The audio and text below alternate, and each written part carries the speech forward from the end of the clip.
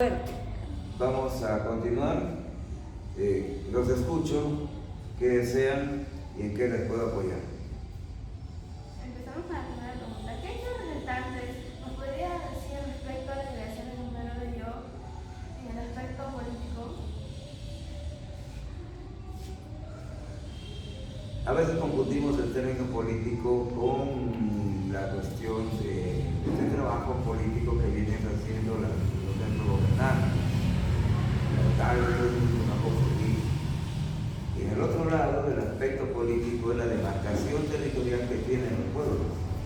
En este caso, San Pedro de Llop no es ajeno a una demarcación territorial porque esta se dio desde la época cuando se funda como distrito el 18 de julio de 1825 por don Simón Bolívar. De ahí surgió una serie de cambios que lleva el pueblo, porque el testimonio de la historia nos dice que San Pedro en un tiempo perteneció al corregimiento de Saña, pero eso fue antes de la independencia del Perú. Luego se nos dice que San Pedro es distrito por Simón Bolívar. Y de ahí viene otra situación, otra estancia, que ya comienza en 1864 con la creación de la provincia de Pacasmayo. Esta acta de creación de la provincia nos dice que San Pedro de Llop es la capital de la entonces provincia que correspondía a la provincia de Pacasmayo y hoy la provincia de Chapén, bastante que se separa. Allí el acta de creación de la provincia de Pacasmayo se firma el gobierno de Juan Antonio Pezet el 23 de noviembre de 1864. Bien, entonces sigue teniendo el pueblo una serie de cambios y luego ya se le da la categoría de ciudad, porque si vemos el acta de creación de la provincia de Pacasmayo, la ley dice que la capital es la villa de San Pedro de Llop. Entonces después, con el transcurrer del tiempo, el 24 de enero de 1871, se eleva a San Pedro a la categoría de ciudad. Ya no era villa, sino ciudad. Entonces Guadalupe, que era un centro poblado, le dan la categoría de villa. San Pedro fue más ciudad por ser capital de la provincia de Pacasmayo. Eso sucedió el 24 de enero de 1871. De ahí viene otro proceso de cambios que ya se han ido adecuando las estructuras de demarcación territorial que cada gobierno ha pretendido darle, ya con la regionalización, en donde San Pedro de Llop es parte integrante como provincia de Pacasmayo. Entonces allí ese es el aspecto político territorial de San Pedro de Llop. Gracias. Mi segunda pregunta es, en la Guerra del Pacífico, que se desarrolló entre el 14 de febrero de 1879 hasta el 20 de octubre de 1883, ¿existió algún personaje sanpedrano que haya destacado en ella? ¿Me estás hablando como héroe? Sí. Bueno, personajes de acá de San Pedro de Llop que hayan participado directamente en la guerra sí hay, pero no estuvieron acá, pues estuvieron en otros sitios. Pero en Pacasmayo, vamos a empezar por Pacasmayo. En Pacasmayo hubo, cuando el buque Blanco de Encalada llega con Patricio Lins a Pacasmayo, pretendió destruir el muelle. Entonces Paul Cowman Harris, que fue un cónsul norteamericano, al ver que el pueblo no podía pagar y que podía ser destruido, entonces él paga 10,000 soles de cupo que pedían los chilenos. Ahora, como las mujeres eran muy afectadas, violentadas por los chilenos, él le da asilo en su casa. Como era un consulado norteamericano, no podían invadir los chilenos. Prácticamente un consulado es otro país, ¿no? Y ahí hubiera habido una agresión más fuerte. Pero en San Pedro de Llop, los chilenos, a través de Patricio Lins, piden un cupo de 2.000 libras peruanas. 2.000 libras peruanas era mucho más que los 10.000 soles. Pero la gente de acá fue, entre ellos el alcalde Julio Montenegro, quien se acerca a los chilenos para pedirles que, por favor, el pueblo no tiene para pagar esa cantidad. Comienza el trabajo de, ¿cómo les digo?, de conciliaciones, trabajos de intercambios, para poder ver cómo arreglar y no pagar esa cantidad. Al final concuerdan en 1.000 libras peruanas. Ahora, esas 1.000 libras peruanas tampoco lo podía pagar toda la gente, entonces don Julio Montenegro pone dinero de su parte. Esa es una de las acciones de un sanpedrano, alcalde provincial, que participó directamente en eso. Después tenemos a don José Bernardo Ruiburo y otros personajes que durante la guerra con Chile armaron pequeños regimientos, y esos pequeños regimientos de 500 hombres, 200 hombres, 100 hombres, no tenían el armamento necesario para hacer frente a los chilenos, porque mientras acá usaban la carabina para ir a cazar, usaban el cuchillo, etcétera, el machete, los chilenos venían con cañones y con armamento moderno. Entonces, desde ese punto de vista, nuestra provincia, al final por el abrumador armamento, tuvo que ceder a las peticiones, a todo aquello que exigía Chile como cupo de guerra. Aquí se destacan sí dos sanpedranos, como el caso de José Emilio Yagueneira, no Decio, ni Juan, ni su nombre construyó la partida de bautizo, don José Emilio Yagueneira, teniente o alférez de Marina, que luego, aún estando enfermo, se presta para desarrollar un trabajo de hostigamiento y lucha contra el enemigo chileno, porque la marina chilena era pues atroz. Entonces, ¿qué hace Ollague? En un yate muy bonito colocó una bomba y lo deja allí para que los chilenos lo suban, pero en el yate iba a colocar la bomba de tal manera que no la podían distinguir.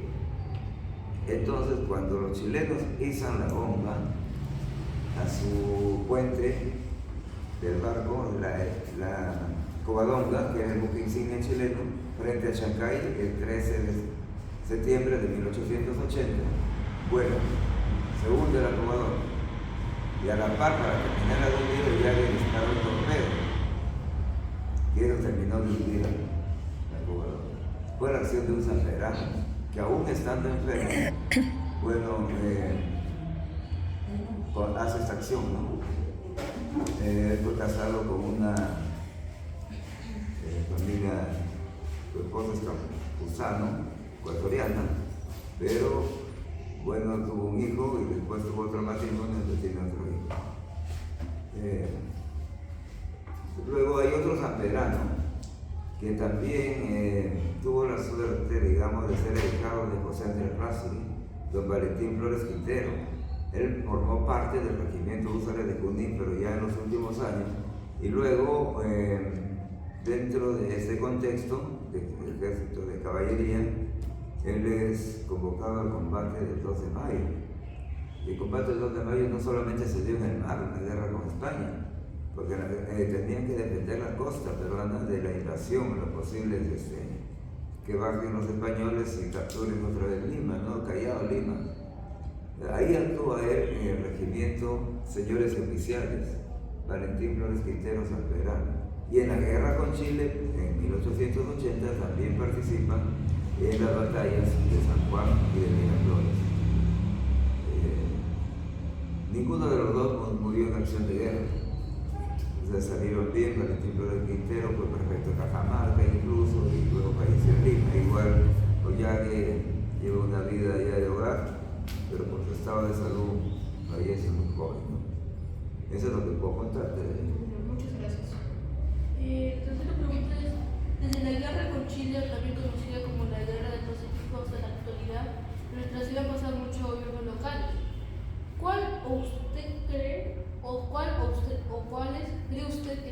los que fueron las autoridades ediles más importantes. En el contexto político, administrativo de la ciudad, sabemos que tenemos dos tipos de autoridades que rigen en un pueblo: el alcalde, que es elegido por el pueblo, y el gobernador o subprefecto, que es designado por el gobierno. Los alcaldes, después de la guerra con Chile, no habían elecciones, simplemente el gobierno nombraba a los alcaldes y el alcalde provincial ya designaba a los alcaldes distritales. Y de esta manera, don Ezequiel González Cáceres termina como alcalde de Chepén, don Nicanor de la Puente como alcalde de Pacasmayo, y así el primer alcalde de Pacasmayo. Así se va suscitando todo este contexto después de la guerra con Chile. Al crearse la provincia de Pacasmayo, el primer alcalde fue don José Gervasio Bárbara Esteves. Él fue el primer alcalde que tuvo la provincia, y don Cayetano de la Puente Huiguru fue el primer subprefecto. Este contexto nos lleva a nosotros a indagar mucho más, porque yo digo, bueno, y después que vino, qué fue, qué pasó, quiénes siguieron las autoridades en estos cargos políticos, pero lamentablemente no hay mucho que podamos mostrar. Me he atrevido a hacer un trabajo de investigación que está en proceso de culminación para determinar los alcaldes desde 1864 hasta la fecha. Todavía no lo tengo listo. Aquí les he designado algunos de los que recuerdo. Por ejemplo, don Julio Montenegro, que trascendió por haber pagado el cupo a los chilenos. ¿No? Ahí estamos mostrando también al señor Enrique Pita Salaverry, que es creador del primer colegio de secundaria en la provincia de Pacasmayo, el colegio Rasuri ahora. Tenemos otros alcaldes que también, por ejemplo, don Pedro José Brito, dedicado mucho a la educación y que logra pues que cuando invitar y contratar como profesor a don Octavio Muncruz Giraldo, nombre de la escuela primaria 250 de Pacasmayo. Ahora, don Octavio Muncruz Giraldo instala en San Pedro de Lloc, se instala como director de los colegios del colegio José Sevilla. Y ahí parte un tipo de educación muy avanzada, porque llega a tener hasta cuarto año de secundaria. Sin embargo, el tiempo ha ido pasando y tenemos otros alcaldes como don Jaime Bertil Gutiérrez, que con motivo del sesquicentenario de la batalla de Junín, instalaron en San Pedro de Lloc la Plaza Rasuri con un hermoso monumento que hoy tenemos ahí, ¿no? Un monumento ecuestre. O sea, Rasuri montado sobre una yegua, la yegua que él montaba se llamaba Vidalita, de Vidal, Vidalita. Bueno, y me duele mucho cuando escucho, ¿dónde nos encontramos? Ahí en el Caballito. El homenaje no es para el Caballito, el homenaje es para don José Andrés Rasuri Esteves, el gran triunfador de la batalla de Junín. Porque si no hubiese sido Rasuri, ¿qué hubiera hecho Junín con su pampa? Nada. Y hubiera habido Ayacucho después, nada. Entonces la trascendencia está allí, y en eso estamos nosotros luchando bastante. Queremos que el próximo año, con motivo del bicentenario, el gobierno se acuerde de nuestros pueblos también. Ahora, otro alcalde que trascendió acá fue don Hugo Gutiérrez Noriega, dueño de la fábrica de velas y velitas misioneras. Fue presidente de la Beneficencia Pública de San Pedro de Lloc, y gracias a él se logra la construcción, la creación del Centro de Salud Materno Santa Catalina. Recordamos también a la señora Irma Figueroa de Calderón, que es la única alcaldesa que tenía San Pedro al momento, que gracias a ella se consiguió el alumbrado eléctrico a través del Cemento Pacasmayo. El Cemento Pacasmayo le dio luz a San Pedro durante 3 o 4 años, hasta que después ya se instaló lo actual, ¿no? Pues todas esas gestiones pues concluyen a que tengamos un trabajo un poco todavía en pañales, porque no todo se puede encontrar a la vez. Mucha destrucción ha habido, descuido en las administraciones, no les importan los archivos, y pues luego botan los papeles, ¿no? Yo estoy recurriendo a muchas amistades, periódicos antiguos para poder recoger información. Puedo citar también a don Virgilio Purizaga Carán, que fue uno de los alcaldes de Cano, 5 años fue elegido alcalde. Tuvo obras trascendentes aquí en San Pedro, pero obras hechas en 15 años.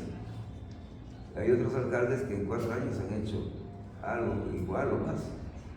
Pero como es don Virgilio, siempre le mencionamos a don Virgilio porque tuvo la valentía en ese entonces de decir: yo tengo esto y yo quiero esto para mi pueblo, y lo conseguí.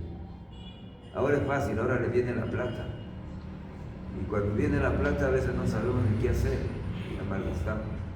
Eso en los últimos tiempos ya se está dando eso, a partir del año 2000 para arriba. Pero antes había que ser valiente, inteligente y sobre todo amiguero, como dicen, y conocer mucho las normas para hacer obra. Y eso lo hizo don Virgilio Purizaga. Consiguió obras muy trascendentes en el sector. ¿Qué más les puedo decir de los alcaldes? Bueno, últimamente el único que puedo destacar de los últimos 10 años que tiene es el señor Aldea, que ha hecho bastante en cuestiones de agua y desagüe y salud de San Pedro, incluyendo al Hornito, San Isidro, León de Lequiura, San Caciqueyo, el Hornito, todos los pueblos de esta parte integró en ese sistema de desagüe. Luego las pavimentaciones de Santa Lucía, los sauces de San Isidro, Pueblo Joven San Pablo, esa parte que va a José Gálvez, acá junto al Coliseo, los pavimentados, son obras que están bien, no se han caído, no se han deteriorado. El centro de adulto mayor y el centro de educación especial que le llamaban antes, también son obras de ellos, jardines, apoyos en los colegios, jardines de infancia, sino que no se trasciende. Y no se trasciende porque muchas veces por el egoísmo político. Pero nosotros quienes promovemos cultura no nos interesa la política. Tenemos que decir las cosas como están, porque si no la historia la vamos a manejar como antes. Entonces, en ese sentido, les podría manifestar eso, ¿no? Otra pregunta que le quisiera hacer es, ¿cuáles fueron los alcaldes más importantes y cuáles fueron sus obras? Te acabo de decir los alcaldes más importantes y te doy algunas obras. Pero vamos a destacar el caso de Virgilio Purizaga Carán, que es la piscina o Casa del Niño que se llamó, el Palacio Municipal, el Mercado Central de San Pedro, que después fue refaccionado por la señora Irma Figueroa de Calderón. Después el Penal de San Pedro, porque don Virgilio, para construir el Palacio Municipal, tuvo que expropiar esas casas. Y ahí estaba justo la cárcel de San Pedro. Y para sacar los presos tuvo que construir un local, que es ahora el local de la cárcel. Y ahí fue la primera obra de Virgilio, fue eso. Porque ya para el centenario de la provincia de Pacasmayo se inauguró el Palacio Municipal. Por ahí también el Coliseo de San Pedro, que lamentablemente se ha destruido porque hubo un alcalde que no le dio el mantenimiento, lo dejó que se malogró. Bueno, yo paro de citar, porque no tenemos trascendencia. Hay obras, sí, pero trascendencia no para. Que no nos gustaría a nosotros que ese hospital, el Centro Santa Cruz Santa Catalina, se convierta en un hospital. Lamentablemente, el color político del gobierno anterior, eso sí lo voy a decir con mayúsculas, un consejero regional guadalupano que utiliza la partida que tenía para el Hospital Santa Catalina y se la lleva a Guadalupe, a la Red Salud, para que desperdicie la plata ahí. Nos postergó. Entonces, eso va quedando ahí en la historia. Después, en el campo de la cultura, todos los alcaldes han tratado de hacer algo. Pero también aquí en el campo de la cultura destaca el señor Virgilio Pizarro y el señor Ardea, porque con el señor Ardea se hace un trabajo de investigación para determinar las 7 maravillas de la provincia de Pacasmayo, donde se presentaron bastante muestras de paisajes, casonas, todo enmarcado de un tratamiento organizado. Había las ferias artesanales, industriales, y bueno, también se promovieron eventos de cultura grandes, como el que hacemos nosotros, el Encuentro de Literatura Hispanoamericana, se hace todos los años, y comenzamos desde el primer gobierno, desde el único gobierno del señor Aldea, y de ahí para adelante hemos tenido 14 eventos ya. Este año es el 15º. Todos los alcaldes han venido apoyando la cultura, menos el alcalde anterior. O sea, no se pudo hacer este evento, pero sin embargo nosotros logramos trabajar pidiendo apoyos a los amigos, por un lado y otro, y se hizo el evento de todas maneras. Porque cuando uno tiene la convicción de hacer algo por un pueblo, no hay nadie que lo pague. Si es bueno. Esto sirve para que los chicos interrelacionen con los escritores. Esas son obras de alcaldes que también han apoyado ese evento. El aspecto cultural para mí debe ser impulsado bastante para recuperar valores. ¿Qué hacemos con tanto cemento en las calles? Cuando nos faltan jardines que nos den el ambiente necesario, ¿no?, para poder mantener un aspecto de respiración sana. Todo eso tiene que irse viendo. Entonces, ustedes tienen la palabra, de repente ustedes de aquí unos años son alcaldes, son regidores, consejeros regionales. Preparar al joven ahora es invertir para el futuro. No invertir económicamente, sino invertir en lo que es realmente la preparación del niño, del joven. Ahí está todo. Un niño con valores es un niño con mucho camino para el desarrollo, para el progreso. Una cosita. San Pedro de Lloc es un lugar hermosamente verde. Respecto a los lugares turísticos, me gustaría que me mencione, según su criterio, cuáles son los lugares más atractivos, ya sea por su historia, arquitectura y más. Bueno, San Pedro de Lloc tiene bastante que mostrar, pero lo que se llama el turismo, hay muchos que no están puestos en valor. Estar puesto en valor significa que está habilitado para la visita del turista. Pero ¿por qué no se ha hecho? Hay que hacer inversión de restauraciones, reconstrucción de medios y armar todo un equipo de trabajo. Por ejemplo, para muestra un botón, Puemape fue investigado. Se encontraron 2 habitaciones más grandes que esta. Tuve la suerte de entrar en uno de ellos con el arquitecto Carlos Valera, el antropólogo Carlos Helera y el antropólogo José Vivilla Blenque, que los dos tenían a cargo de esa investigación a través del Museo de la Nación.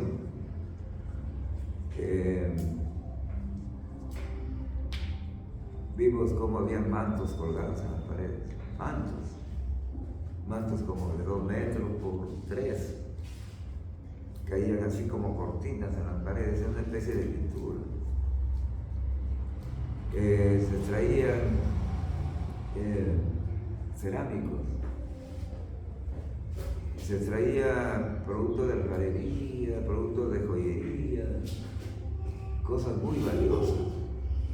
Y todo eso está en estos momentos en el Museo de la Nación, encajado en guardado en un montón de cajas, disculpen el tema un montón, pero no se han traído al pueblo. Es uno de nuestros retos. Antes de que me lleve Dios, yo creo que debemos tener ese museo acá en San Pedro. Ya salió la ley de mantenimiento, de creación del Museo de Sitio del Pueblo. Ojalá que se siga impulsando eso. porque Puebla pero han destrozado todo. Siguen construyendo. Eso es en el sentido arqueológico de Puebla. Pero Puebla también es admirado por su playa. Es una especie de bahía donde tiene un rompeolas natural que es de piedra. Cuando el mar se retira tenemos ahí pozas como para pescar, rayar, etcétera, etcétera. Ustedes conocen Puebla, ¿no? Ya tienen una idea de cómo es. La parte sur es pedregosa, la parte central pedregosa, rocada, y la parte norte es pura arena. O sea, Puebla es lindo, pero lamentablemente se está turizando tanto, y tanto la comunidad como la municipalidad han hecho, pues, menos mal que ahora se ha frenado eso. Ojalá que se pueda reordenar. Dentro del contexto histórico-social, San Pedro de Lloc, lo único que viene de aspecto colonial es la iglesia. La iglesia de una sola nave, con una cruz latina. En los costados ven que hay compartimientos donde está la pila bautismal. En esa pila se bautizó José Aterrazo. Y nadie le da la importancia.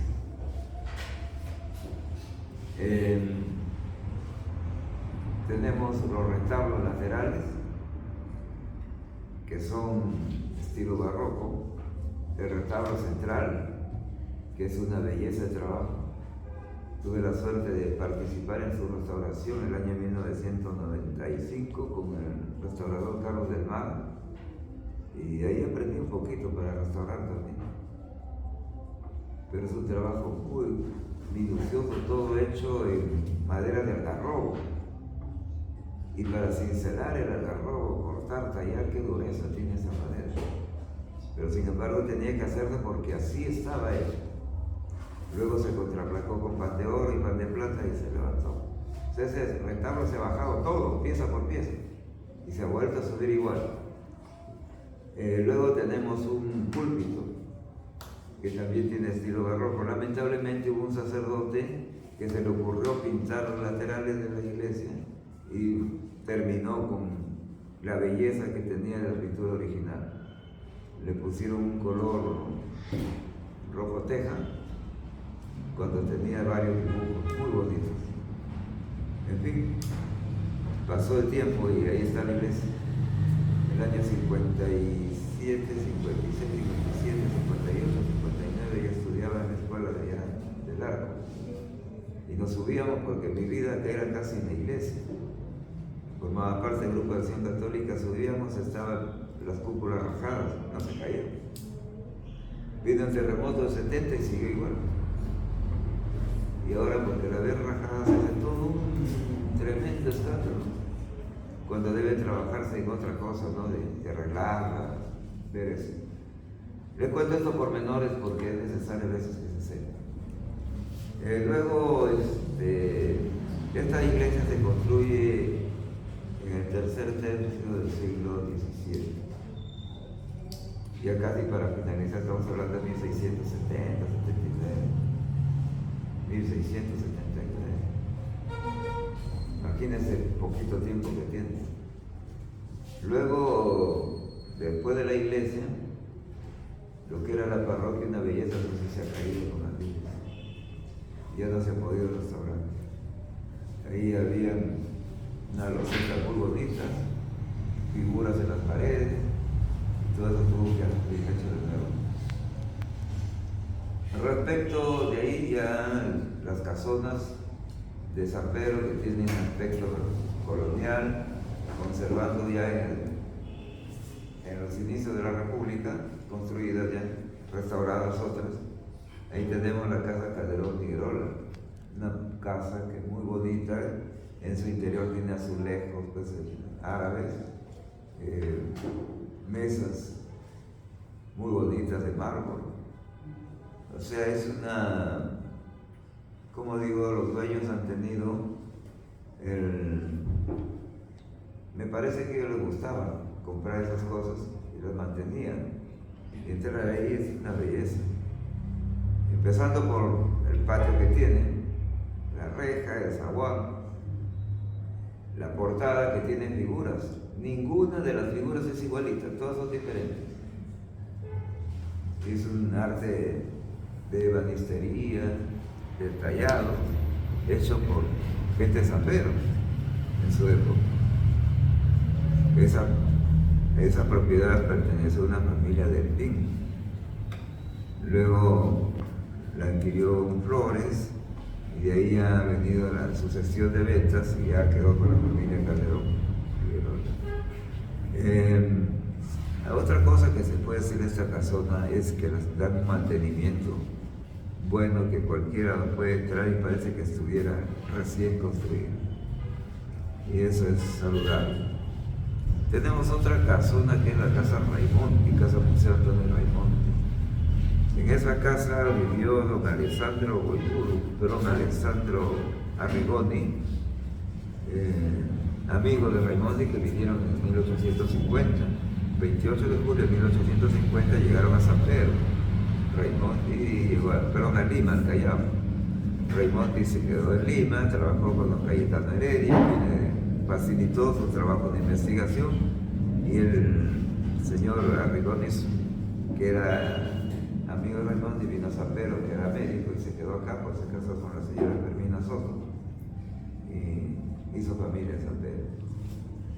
Luego, en esa casona, con el tiempo vivió la familia Uiguro, don Alejandro de la Fuente Uiguro, que uno de los fundadores de la provincia de Pacasmayo. De ahí esa propiedad ha tenido la familia Guerra García. El señor Tenor Guerra García Vallejo, fundador del Colegio Raza, adquirió esa propiedad, vivió allí. Sus hijos, Robert Guerra García,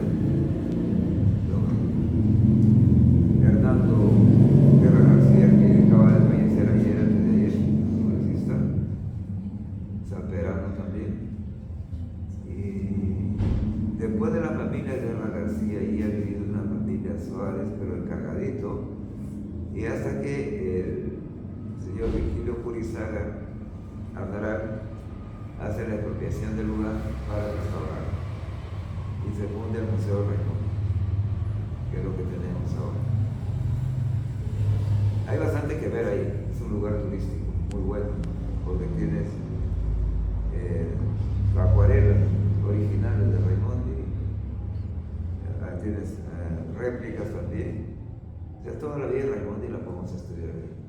Y ahí está su libro El Perú, que lo terminó de escribir acá en San Pedro. Tenemos al ladito Club San Pedro.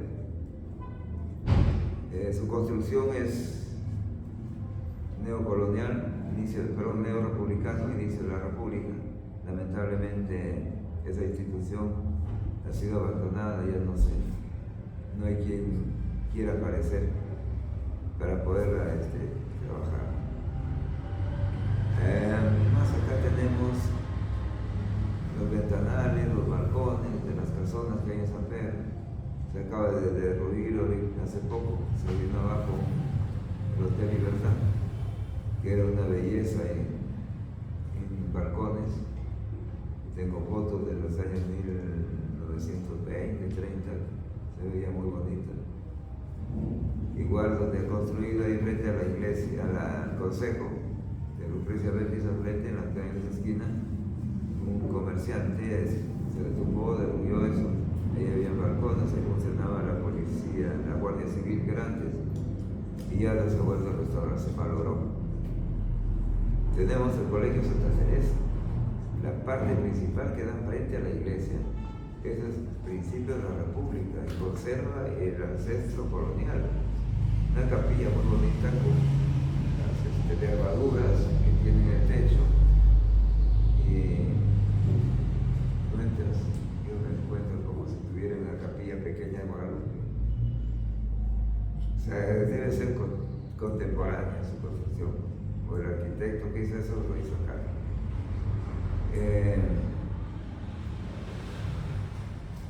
Colegio Lucrecia Vélez también es antiguo,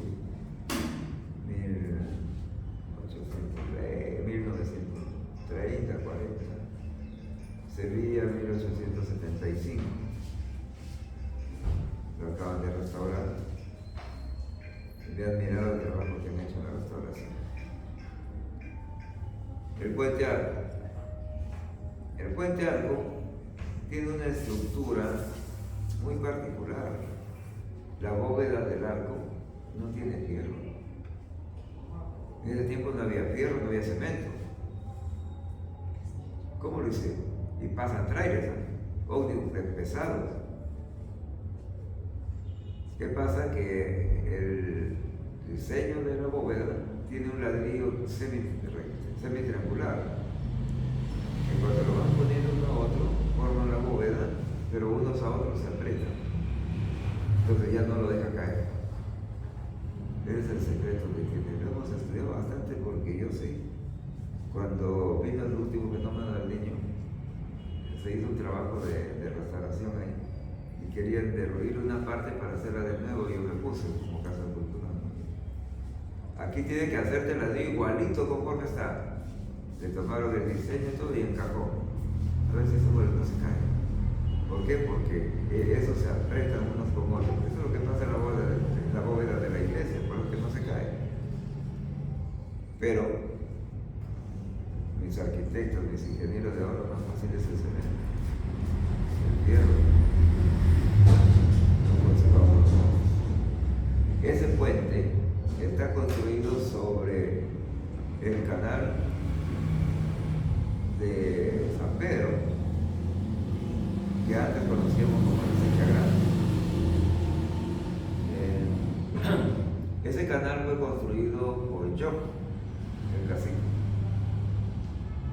De la altura de Catanga para adelante traía el agua para San Pedro, tanto para el cultivo como para beber. San Pedro de Dios no tenía desagüe en los entonces, sus canales de agua pasaban por la ciudad. O sea, hay calles transversales que el agua de la sequía viene así, hacia el lado, se junta en un lado y cae en el otro lado de la sequía. Entonces, eso quizás no lo entendemos porque hay tengo la suerte de tener un libro donde se muestra todo el sistema de canales de San Pedro de Dios. Esa sequía también es muy antigua. Nos falta dar un poquito de conservación para poderla mantener bien, por la trascendencia histórica que tiene. Otra cosa que podría, habían haciendas acá. La hacienda La Venturosa de don Alejandro Oreste Burgas, la hacienda La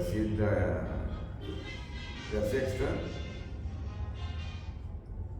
la hacienda La Sexta de la Fuente, sus paredes, sus cuartos, los techos, qué bonitas pinturas. Usted se acuesta ahí, miren las pinturas en el techo, las paredes.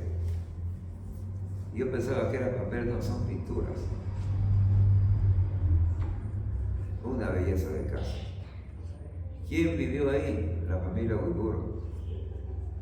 Y uno de ellos, don Emilio Guiburo Vaca, fue alumno, fundador de la Escuela Nacional de Bellas Artes. ¿Qué dices? Entonces tenemos harto que conversar. Una hora no nos alcanza, dos tampoco, así que las puertas están abiertas en cualquier momento que puedan venir. Un ratito te contesto. ¿Algo más? No, nada más. Muchas gracias. Les agradezco a ustedes me hayan invitado a hacer esto. Estoy contento.